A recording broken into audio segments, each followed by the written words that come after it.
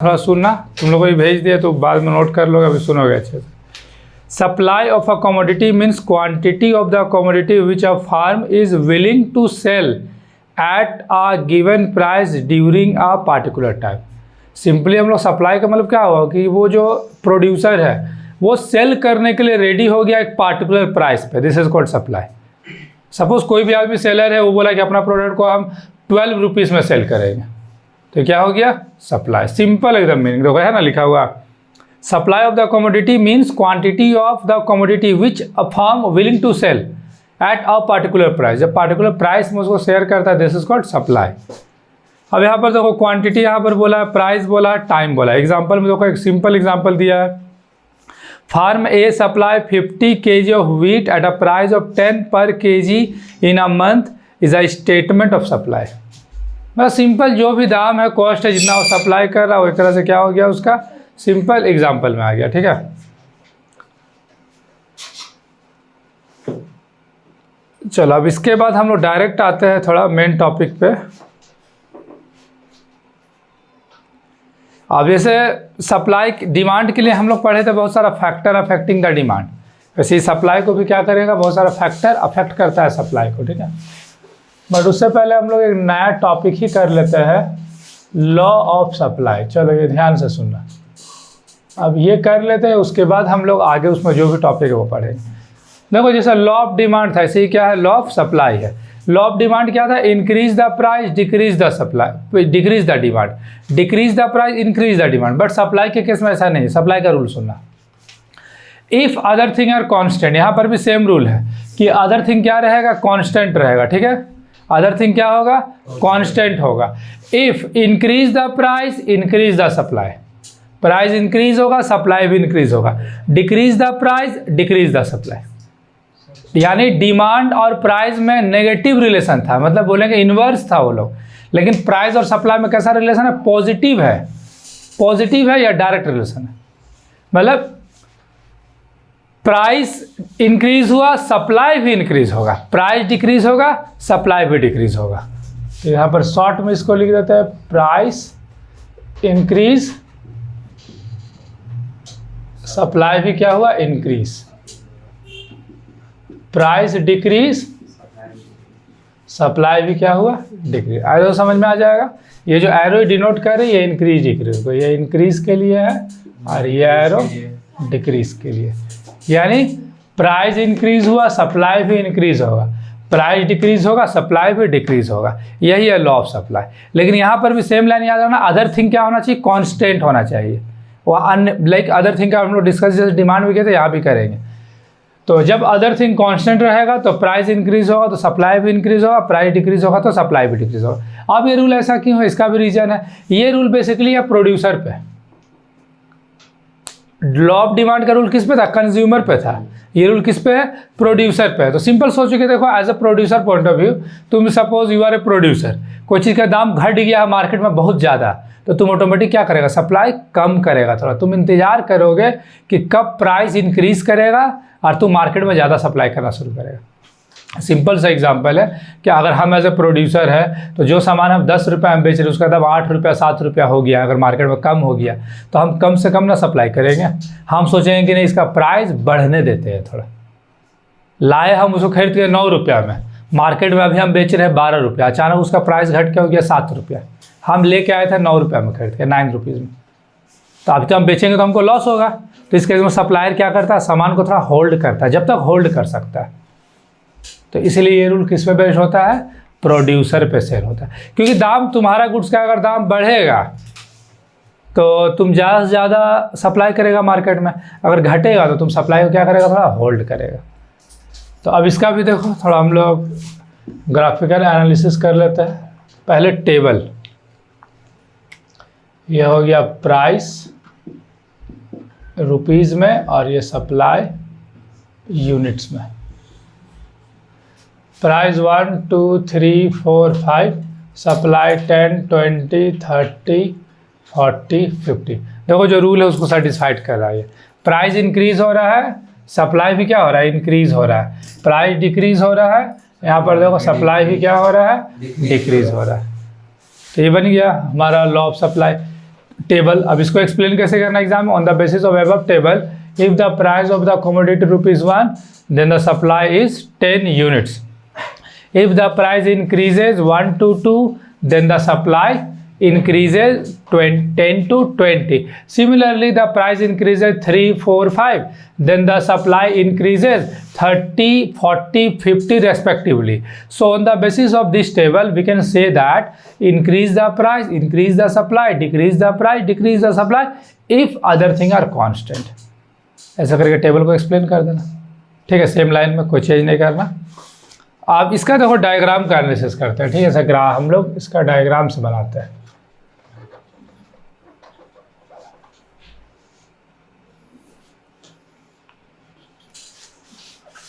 इस बार हो जाएगा डिमांड की जगह सप्लाई ऑफ द कमोडिटी,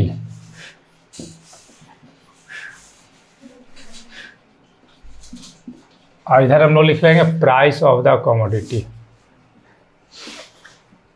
एक बेस दिखा देना पहले, ये PQ, ये एक बेस दिखाना, जैसे लॉ ऑफ डिमांड में दिखाते थे।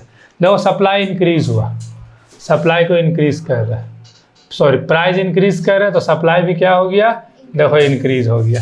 देखो ये बढ़ा तो ये भी बढ़ गया, है ना, तो एकदम पूरा रूल पे फिक्स होगा। ये P1 तो ये कर दिया Q1।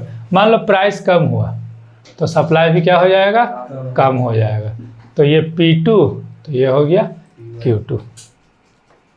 और फिर इसका भी एक सप्लाई कर्व बनेगा SS, ये पूरा क्रॉस वे में ना पूरा टच करेगा, ठीक है। तो फिर से ड्रॉ कर लेते हैं, SS सप्लाई कर्व, वहाँ पर था DD डिमांड कर्व। एकदम रूल को देखो पूरा सेटिस्फाइड किया है। अब इसमें ऐसे लिख सकता है तुम लोग, on the basis of above diagram OX is the supply of the commodity, OY is the price of the commodity. If the price is OP then the supply is OQ. If the price is increases OP to OP1 then demand supply is increases OQ to OQ1.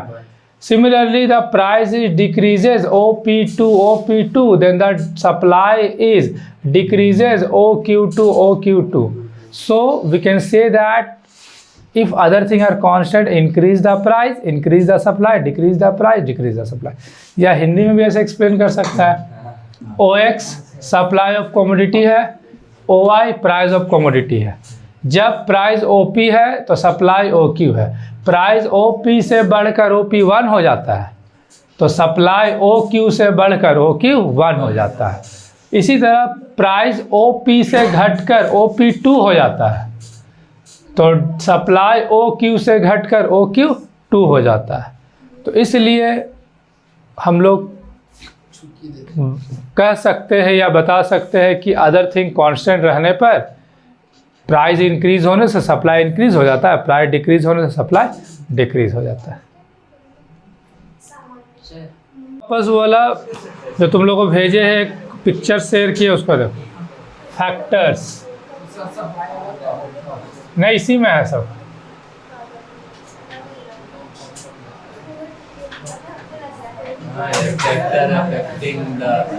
चलो अब ध्यान से ये देखो,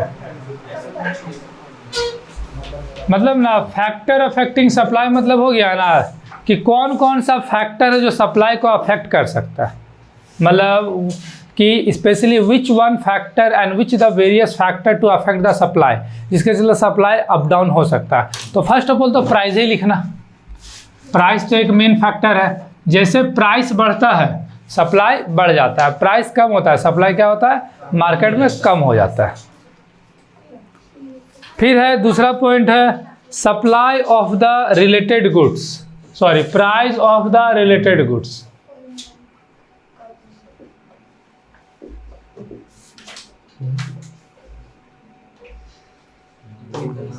चलो इसको थोड़ा सुनना, ठीक है।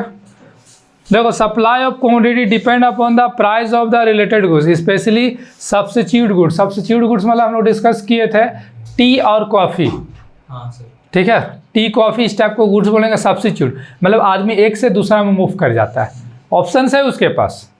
ठीक है। जैसे ये बहुत सारा ऑप्शंस है, अगर किसी को स्वीट पसंद है, मीठा, तो वो अलग अलग जगह स्विच कर सकता है, क्योंकि एक तरह से सब्स्टिट्यूट हो जाता है चीज़ों का। If the price of the commodity remain constant the price of the substitute goods Z increase the producer would prefer to produce substitute good Z. कोई भी प्राइस अगर कोई सब्स्टिट्यूट गुड, जैसे मान लो कि टी का प्राइस बढ़ गया मार्केट में, तो कॉफ़ी की जगह प्रोड्यूसर क्या करेगा, टी ज़्यादा सप्लाई बढ़ा देगा उसका प्रोडक्शन करके। तो ये होता है सब्स्टिट्यूट गुड्स का। फिर है state of technology, third point.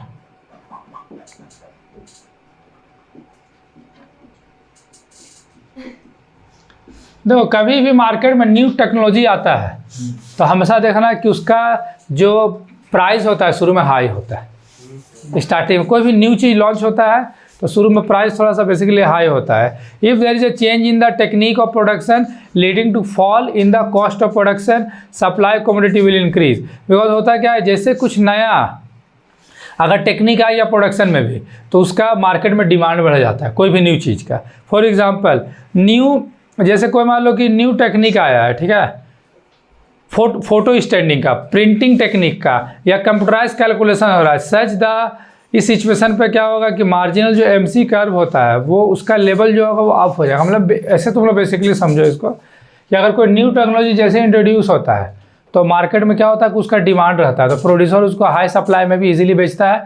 तो नया नया टेक्नोलॉजी आने से सप्लाई क्या होता है कि अफेक्ट होता है, सप्लाई इंक्रीज हो जाता है। नेक्स्ट फिर है price of inputs. Price of inputs मतलब देखो क्या होता है कि इनपुट्स, अगर हम लोग बात करें कि इनपुट्स क्या है, प्राइस ऑफ इनपुट्स। इनपुट्स मतलब ना हम लोग जो बात करते हैं फैक्टर ऑफ प्रोडक्शन, जैसे कैपिटल हुआ, ठीक है, कैपिटल हो सकता है, लेबर हो सकता है। अगर ये सब का प्राइस बढ़ गया तो फिर सप्लाई भी ऑटोमेटिक, प्रोडक्शन कॉस्ट बढ़ जाता है, तो जब कॉस्ट बढ़ेगा तो गुड्स का प्राइस भी तो बढ़ जाता है, तो फिर से सप्लाई अफेक्ट करता है यहाँ पर। गवर्नमेंट पॉलिसी, कभी कभी क्या होता है गवर्नमेंट ना बहुत हेवी टैक्स लगा देता है चीज़ों पर, ठीक है। Government policy also affect the supply. If the heavy excise tax are impose on a commodity will discharge the produce and result the supply will decrease. अगर बहुत ज़्यादा टैक्स बढ़ जाएगा तो सप्लाई ऑटोमेटिक क्या होता है, डिक्रीज हो जाता है। कोई भी आदमी फिर उसको बनाएगा नहीं ज़्यादा, क्योंकि वो मार्केट में बिकेगा ही नहीं, तो सप्लाई क्या हो गया, अफेक्ट पड़ता है। इसका अपोजिट, अगर टैक्स कम कर दिया जाए तो सप्लाई क्या हो जाएगा, बढ़ जाएगा। टैक्स ज़्यादा कर दिया जाए तो सप्लाई क्या होता है, घट जाता है। तो government policy also affect the supply just like ये गवर्नमेंट पॉलिसी। तो ये डिपेंड करता है ना कि अगर टैक्स को बहुत ज़्यादा बढ़ा दिया जाए तो सप्लाई क्या होगा, डिक्रीज हो जाता है। टैक्स बहुत ज़्यादा कोई सामान में लगेगा तो बहुत आदमी उसको बनाना कम कर देगा, और टैक्स अगर उसका अपोजिट कम कर दिया जाए तो सप्लाई क्या होता है, फिर बढ़ जाएगा।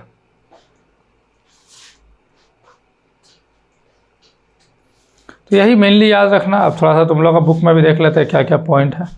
Factor affecting the supply,